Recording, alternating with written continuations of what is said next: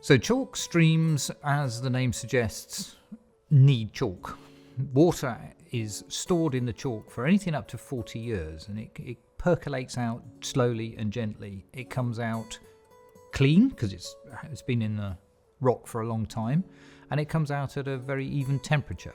So those two factors together make it kind of unique, and the species that have evolved to live with that are therefore also unique. It's a shockingly high percentage of rivers in this country are polluted. So from washing the car, washing yourself, washing up, and there's also what comes off the roads, oils and fuels and the bits of rubber that scrub off as you go around bends and along roads. All that sort of stuff ends up in the river. And of the chalk streams, there has been changes through the centuries where the river no longer runs in its natural channel, so it's been put into canals. And that means it doesn't do what it naturally wants to do. So yeah, we're affecting it in everything we do. So the Crystal Clear Ebble project is one of 20 projects for Chase and Chalk, a landscape partnership scheme. The whole aim of the project is to protect the river and to get citizen science and volunteers in to help with that, with the monitoring and survey monitoring of it. That was one of our main targets and one of our main objectives, community involvement.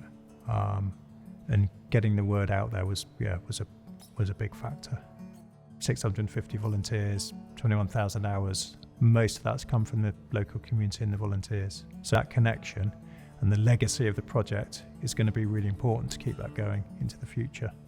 My name is Evelyn. I have been volunteering with the Chalke and Chase partnership for about 18 months, and one of the projects I got interested in was the Ebble Clear Water project.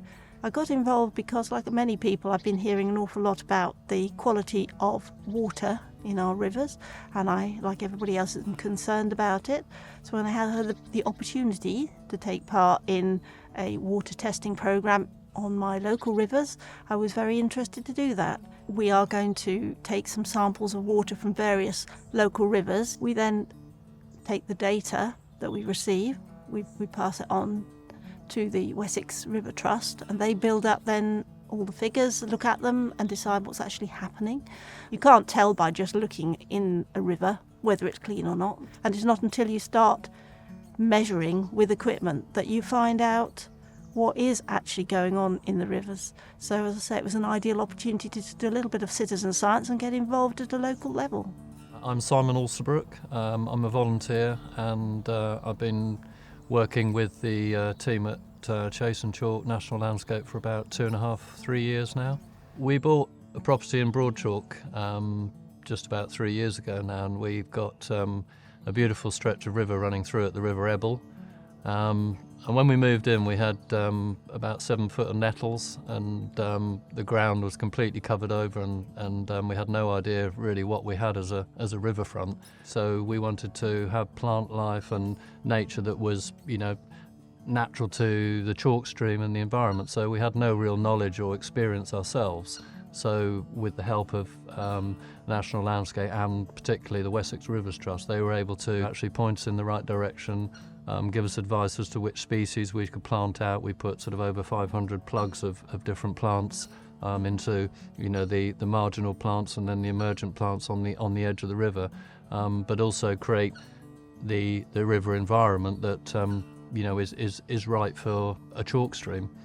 I have learned from the project that the River Ebble that I've been looking at is actually in really good condition, and the plant life has been good, the river fly has been good, and it's all just looking really healthy. It's been a fascinating project, really, working with the Wessex Rivers Trust and the team at National Landscape, just understanding more about chalk streams in particular and how rare and how beautiful they are and how important they are.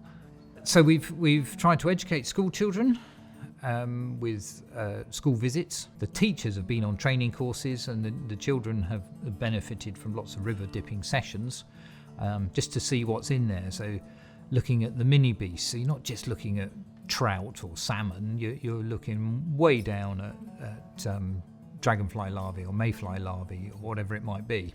The small things. There's a little bit of knowledge that the teachers and trainers have gained and passed on to the various school groups, that people will look at it and think, oh yeah, chalk stream. I know a little bit more about those now than I did before. The chalk helps clean the river. The chalk wears away to make it cleaner. 170 of the 200 chalk rivers are in the UK, because I thought they'd be spread all around the world, but most of them are in the UK.